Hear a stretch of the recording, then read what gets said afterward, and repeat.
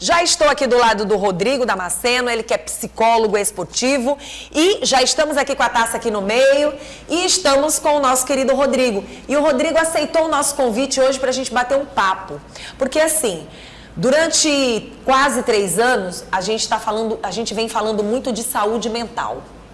Em tudo, a saúde mental está presente, em todas as situações. Então eu já desejo um bom dia. É um prazer estar te recebendo aqui no estúdio. Muito bom dia, Vanusa, e a todos que nos acompanham. Muito bom poder retornar aqui e falar mais uma vez de uma pauta a qual é tão necessária e agora mais que oportuna, já que nós estamos no maior evento esportivo tão esperado pela população mundial, sobretudo aos brasileiros. Verdade. E hoje, mais precisamente, a população está naquela expectativa do jogo, porque hoje é o chamado mata-mata. Quem fica, fica, quem ganha, fica, quem perde, sai. E a gente sabe que o Brasil, sexta-feira, deixou um pouquinho a desejar. Eu não sei se isso é bom, se isso é ruim, porque afinal de contas, na sexta-feira, eles também recebem os comentários, eles vão para as redes sociais. O que mudou das demais Copas para a Copa deste ano? Primeiro, nós passamos muitos anos com um problema de Covid, as pessoas ficaram mais ainda dependentes das redes sociais, não é isso? Do mundo online, e a gente sabe que a Copa, ela trouxe muitas mudanças. Por quê? Todo mundo muito perto agora, veio a Copa, veio as pessoas entrando mais e mais nas redes sociais, as informações chegam mais rápidas, e a gente tem falado muito dessa história de saúde mental. Então, sexta-feira não foi o esperado. Todo mundo naquela euforia toda, dizendo, não, mas o Brasil já está dentro, vai jogar. Mas todo mundo esperava uma goleada. Esperava ou não esperava? Como é característico também da torcida nacional brasileira, né? Os países sul-americanos, eles tendem a ser mais fervorosos. E aqui no Brasil não é diferente. Então, a expectativa ela é muito natural e, consequentemente, é uma pressão que é perpassada, e isso acaba podendo ter um impacto muito intenso para os jogadores da seleção, como você falou. Devido a esse bombardeio de informações, a seleção, os jogadores têm acesso às informações.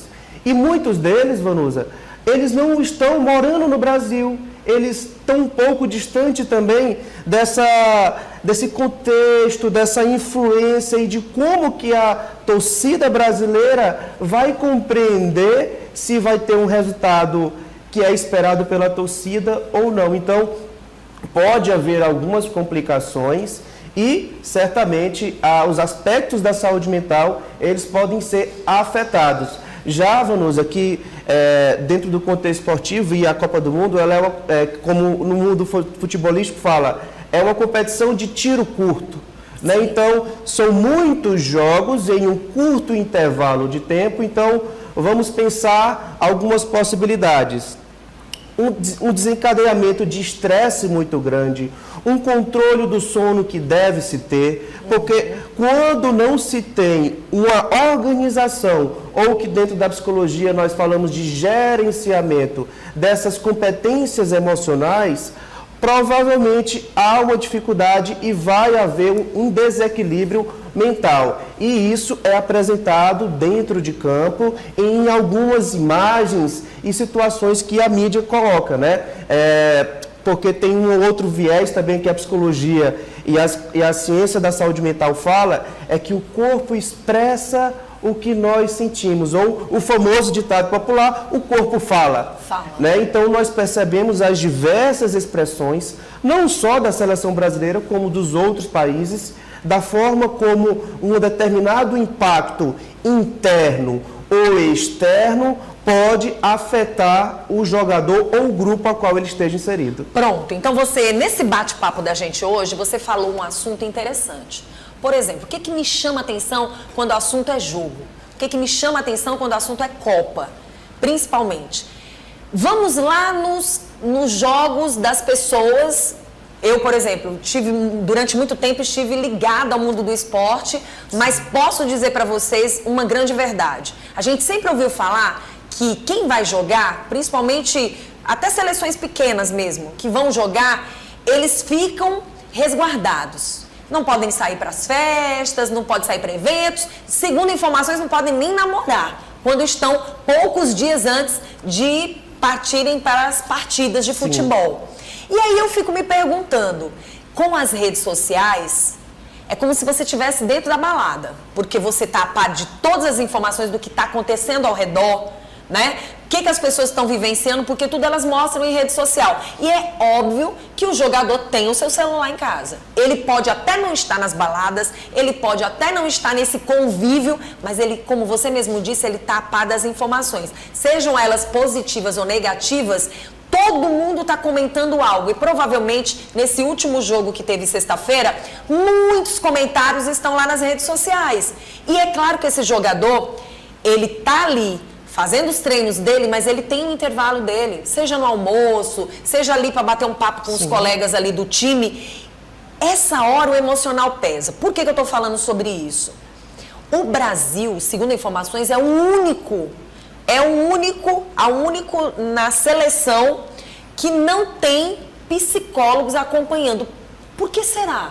Isso é uma curiosidade. Como é que o brasileiro que viveu um momento muito difícil, eu digo que para nós, o Covid foi algo totalmente diferente para as nossas vidas. Por quê? Nós sabemos que os outros países estão vivendo de guerras e não é de hoje. Sim. Sabemos que nos outros países as pessoas vivem situações mais fortes, mais pesadas. O nosso brasileiro, ele ainda consegue se divertir mais. O brasileiro, ele é bem tropical, né? E com a Covid, a gente viu o quanto as pessoas ficaram afetadas mentalmente. Tanto é que em tudo se fala de saúde mental. Como é que se vai para a Copa do Mundo, fora do país? E claro que vários jogadores de vários países lá, todos juntos, e não tem psicólogos acompanhando. Por que será isso? Então, Vanusa, é uma dificuldade e que até os profissionais da própria área ficam se perguntando. Mas é importante trazer aqui algumas reflexões. Sim.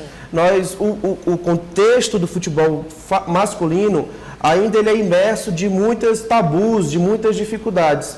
E um deles, e aí percebemos isso dentro da seleção nacional, é uma certa resistência em aceitar um trabalho a longo prazo. Porque é importante ressaltar, assim como as outras seleções, principalmente europeias e norte-americanas, elas fazem um trabalho a longo prazo, né? Então, vamos recapitular um pouquinho. Lá em 2014, teve um acompanhamento pontual de uma psicóloga após o famoso choro lá do Thiago Silva, né, que foi tão falado. Afinal de contas, é a expressão de algo natural diante de tantos estímulos que ocorrem dentro do campo. Só que um ser humano. Só que a torcida vai julgar de uma outra forma. Mas só que não teve um trabalho a longo prazo. Então, o gerenciamento de estresse, as questões que envolvem a ansiedade. Não é só o jogo, não é só o dia da partida. A pessoa tem outras emoções dentro de si. E é um trabalho também que ele é tão necessário como as outras competências dentro do âmbito esportivo. A preparação física, o trabalho da fisioterapia, a medicina esportiva e as outras áreas. E a psicologia é uma ciência regulamentada e que tem profissionais habilitados para lidar diretamente com esses jogadores, com esse público específico. Mas, sintetizando o que você me perguntou, ainda há uma resistência, principalmente dentro do futebol masculino, em virtude ainda dessa cultura do machismo. Então, o homem não pode chorar, o homem não pode demonstrar fraquezas, e isso ainda se percebe, essa dificuldade, sobretudo das pessoas que estão nos cargos de gestões esportivas, e isso é bem representativo dentro da seleção nacional. Esperamos que isso se mude, afinal de contas nós temos experiências exitosas, Vanusa. Nas Olimpíadas mesmo, a gente teve um caso, eu não me recordo, gente, o nome da atleta, que foi um caso que a gente trouxe até aqui para o estúdio. A gente trouxe, acho que foi você. Foi eu com a Simone Biles. Sim, pronto. Ela não quis dar continuidade, né? E aquilo, de uma certa forma, mexeu com todo brasileiro, com todos os brasileiros, mexeu com o mundo, né? Sim. Mas foi algo muito positivo, porque de repente um psicólogo, principalmente nós que temos vários psicólogos esportivos com suas especialidades preparados para enfrentar, isso me choca, porque no Brasil hoje a gente tem uma gama de grandes profissionais nesse lado esportivo gigantesco. E eu não entendo, porque, gente, são pessoas que estão dentro de um campo, cada uma vivendo uma emoção diferente da outra, e nesse momento de lá da jogada, pode sim ter, por exemplo, um gatilho dentro de campo. E aí, não tem um psicólogo ali para estar do lado, para orientar, porque não é só o lado esportivo, gente, sim, é o lado emocional dessa pessoa. E aí, segundo informações, a única equipe, o Brasil é a única seleção que não tem psicólogos acompanhando. Eu digo para você, e ao mesmo tempo eu pergunto, não é ruim não ter psicólogos acompanhando os jogadores do Brasil? Vamos colocar um exemplo como está ocorrendo recentemente. Os atletas estão em processo de lesões.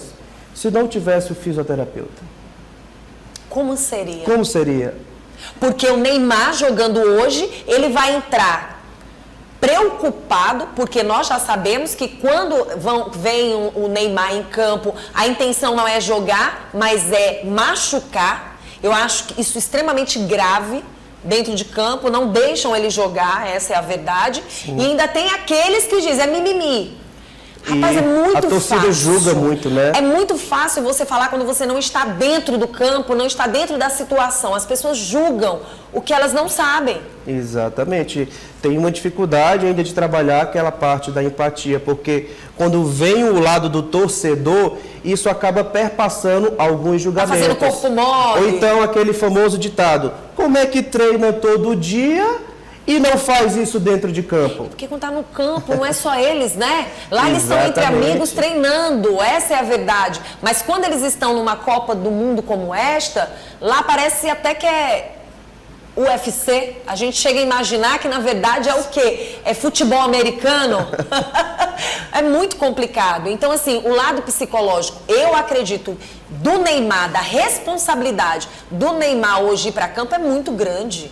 Eu trouxe o exemplo do Neymar por ser o jogador, teoricamente, mundialmente mais conhecido. Mas, como eu falei anteriormente, é para se ter um trabalho de prevenção e de médio e a longo prazo. Porque é importante também lembrar que o acompanhamento psicológico, ele não é um trabalho emergencial. Então, eu me machuquei, então vou conversar e fica tudo bem. Não. Ele é um trabalho que tem que ser ponderado. É o que nós falamos também, que quando se é feito com os profissionais da educação física, um trabalho de periodização de treino, que é de acordo com, por exemplo, a preparação para a Copa do Mundo são de 4 anos. Então, é muito importante, seria muito importante que tivesse um profissional já acompanhando a seleção desde o início, né? Para que quando ocorram situações como essas, de lesões, uma derrota, situações externas, exemplo, a gente tem o exemplo agora do jogador da Inglaterra, que teve que sair porque foi assaltado, parece que aconteceu alguma coisa na casa dele. Então, lidar com outras situações que perpassam o campo de futebol. Cada um tem um jeito diferente de receber as notícias, né? Exatamente, que é o que nós chamamos na psicologia da subjetividade. A forma como eu compreendo um determinado fenômeno ou situação, para mim é de uma forma, para você deve ser de uma forma totalmente diferente. E não posso julgar se a minha ou a sua é errada. Como psicólogo, principalmente psicólogo esportivo, acredito que você não perde uma partida. Estou ligado. Super ligado. O que você pôde observar neste último jogo de sexta-feira? Então, porque é algo que me chamou bastante atenção. As pessoas dizem o seguinte, não, é porque lá era mais o time reserva. As pessoas gostam muito de falar dessa forma. Né? E que isso, de uma certa forma, é até não querer valorizar aquelas pessoas que estão ali que podem fazer a diferença. Né? Emitir uma opinião bem formada é difícil, né? Sim. Mas o que eu posso... O emocional ele foi abalado, de uma certa forma, ou não? Pode ser que sim, pode ser que não. Porque, Vanusa, tudo depende também como que está a força desse grupo, que é o que nós chamamos de coesão grupal. é importante e, por exemplo, em competições... Afinidade, E né? essas competições de tiro curto, o fator grupal, ele é muito importante, porque em algumas situações eu tenho que ter o fator individual e em outras é a força do grupo. Né? Mas o que a gente pode perceber no último jogo? Acabamos por perder muitas chances de gol e em um momento que o Camarões teve um ataque, surgiu o gol. Né? E aí, ao meu ver, inicialmente, aquilo ali gerou um espanto, logicamente, porque você se colocar no... Desequilibra totalmente você se o colocar time. também no lugar do torcedor, mas entender também que ali dentro do grupo, numa visão mais detalhada, acredito que eles estavam bem conectados, né, e conseguiram ali tentar correr atrás, só que já foi tarde demais, já que o jogo acabou. Né? Foi praticamente no finalzinho. Foi no final do já jogo. Já estava o quê? Já estava praticamente com 90 minutos de jogo? Já estava depois dos 40 minutos do segundo tempo, né? Então, mas sim, de certa forma isso gera um desequilíbrio, sobretudo, Vanuso, sobre o que você trouxe anteriormente. O extracampo, as informações, o bombardeio de julgamentos. Então, por mais que os atletas estejam lá resguardados nos hotéis, mas eles acabam vendo, né? E isso pode desencadear um processo de somatização. E, por exemplo, nesses intervalos, ter um processo de escuta qualificada pode ajudar, não vou dizer, e nós não utilizamos também esse termo, de curar o que o jogador vai estar perfeitamente, mas certamente que ameniza e faz com que o atleta e o grupo consiga tomar melhores decisões, mais assertivas e, consequentemente, ter um resultado positivo.